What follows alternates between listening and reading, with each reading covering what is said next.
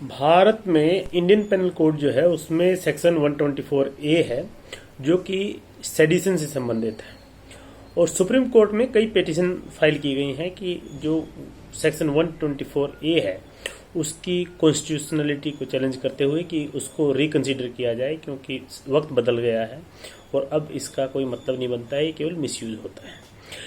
1962 में supreme court ने एक डिसीजन दिया था Kedarnath Singh versus state of Bihar का, जिसमें सुप्रीम कोर्ट की कॉन्स्टिट्यूशन बेंच ने ये कहा था कि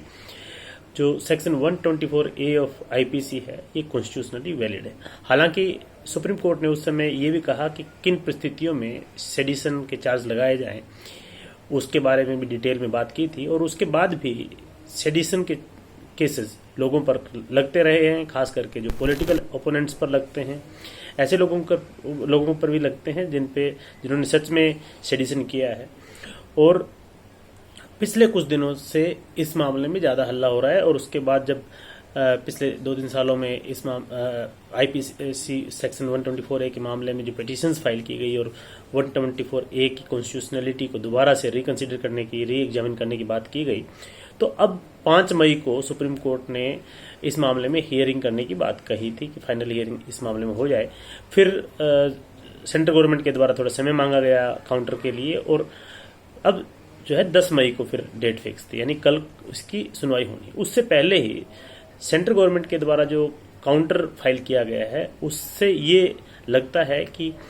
कोर्ट जो सेंट्रल गवर्नमेंट ये चाहती है कि अभी सुप्रीम कोर्ट इस मामले में सुनवाई ना करे। कई कारण हैं। एक कारण ये है कि केंद्र सरकार ने वैसे तो ये कहा है कि ये जो है कुछ लोगों का जो है कोई इंडिविजुअल मिसयूज होने के चलते किसी कानून की कॉन्स्टिट्यूशनल वैलिडिटी का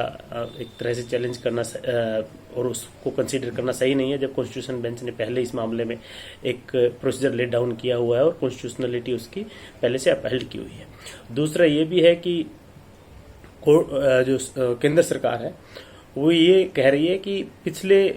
5-6 सालों में जो पीएम मोदी की सरकार है उसमें बहुत से ब्रिटिश टाइम के जो कानून थे उनको खत्म किया गया, रिपील किया गया। उसी तरह क्रिमिनल लॉ के मामले में भी केंद्र सरकार चाहती है कि जो इसमें रिकंसिडरेशन हो, री एग्जामिनेशन हो, और जो कानून आज महत्वहीन हो गए हैं या आज के परिप्रेक्ष्य में जिसका कोई यूज नहीं रहा है उसको खत्म किया जाए। और आज़ादी के अमृत महोत्सव में, यानी कि आज़ादी के 75वें साल में केंद्र सरकार का ये मानना है कि जो ब्रिटिश जो बैगेज है, यानी ब्रिटिश टाइम के जो कानून है वो जो है जितना उनको खत्म किया जा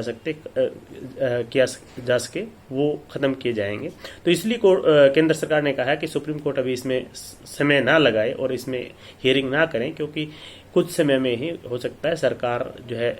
इसमें जो कमेटी बनाई गई है उसके हिसाब से जो क्रिमिनल लॉ में एक